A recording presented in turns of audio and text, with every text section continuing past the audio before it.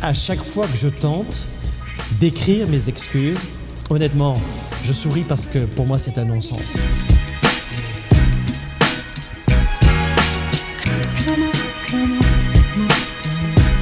Vous savez, 97% de la population croit en permanence et toujours ses pensées.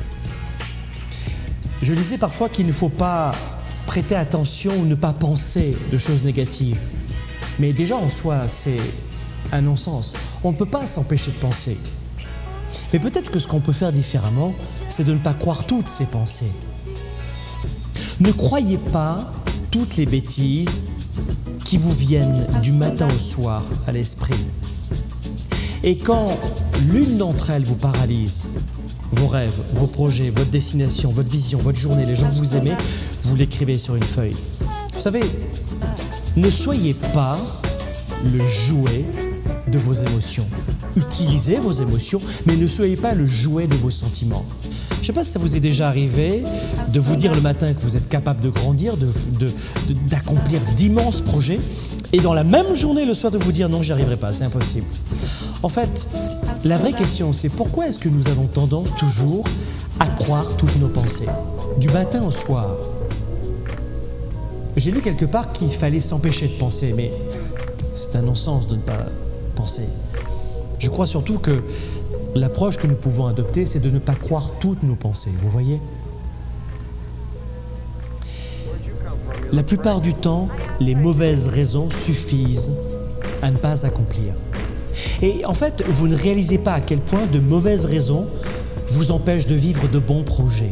Peut-être que vous allez me trouver rude dans ce que je suis en train de vous dire, mais ne soyez pas autant le jouet de vos émotions. Ne soyez pas autant le jouet de vos sentiments. Parce que c'est précisément ce que vous acceptez de faire quand vous tirez une croix sur vos rêves et vos projets. Vous laissez un sentiment mal contrôlé, dans un état de fatigue souvent, et le soir, en fin de journée, fin de semaine, sous un effet de stress, vous laissez ce sentiment jouer avec vous et pour tirer parfois, et on le voit souvent, tirer un trait sur vos projets les plus chers.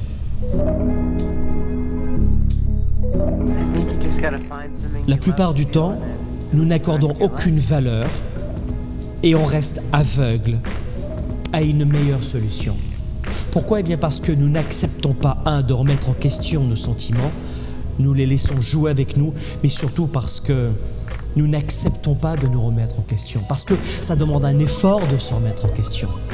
La plupart des gens regrettent le passé, ne vivent pas l'instant présent et redoutent le futur. Eh bien moi je vais vous dire exactement ce qui va se passer. Je vais vous dire. Si vous regardez sur l'échelle d'une vie, c'est aussi simple que ça. Si vous regardez sur l'échelle d'une vie, voilà ce qui va se passer. Vous savez, l'âge moyen de décès d'un être humain, aujourd'hui, c'est environ 85 ans. Je veux juste vous rappeler ce que, en général, il se passe dans la vie. Vous savez, une vie en général, jusqu'à l'âge de, on va dire, 25 ans environ, jusqu'à l'âge de 25 ans, jusqu'à l'âge de 65 ans, ce sont statistiquement, auprès de la moyenne de la population, des années qui sont source de grande productivité, de grandes réalisations. Parce que je ne sais pas si vous le saviez, mais la vie est pénible aujourd'hui après 90 ans. Avant cela, on arrive à s'en sortir. La santé, les articulations, les os, tout, la tête, tout est là. Mais si vous regardez bien le temps qui vous reste pour vivre vos projets, si vous regardez bien que la plupart des gens n'ont pas tendance à comprendre que c'est dans cette tranche entre 25 et 65 ans que vous allez réaliser 90% de vos rêves et de vos projets.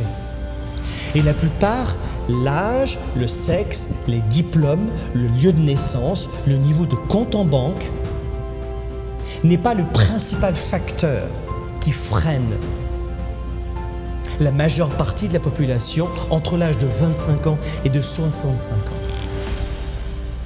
Entre l'âge de 25 ans et 65 ans, quel est le pourcentage de gens qui se laissent encore berner par leurs sentiments? Combien de ces gens au quotidien sont encore les jouets de leurs sentiments? Ne croyez pas à toujours vos pensées, parce qu'entre l'âge de 25 ans et de 65 ans, la vie vous a offert un cadeau, celui de réaliser votre vie sans perdre d'une miette une seule journée.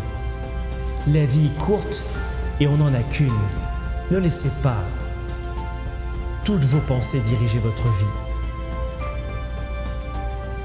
Ne soyez plus le jouet de vos sentiments.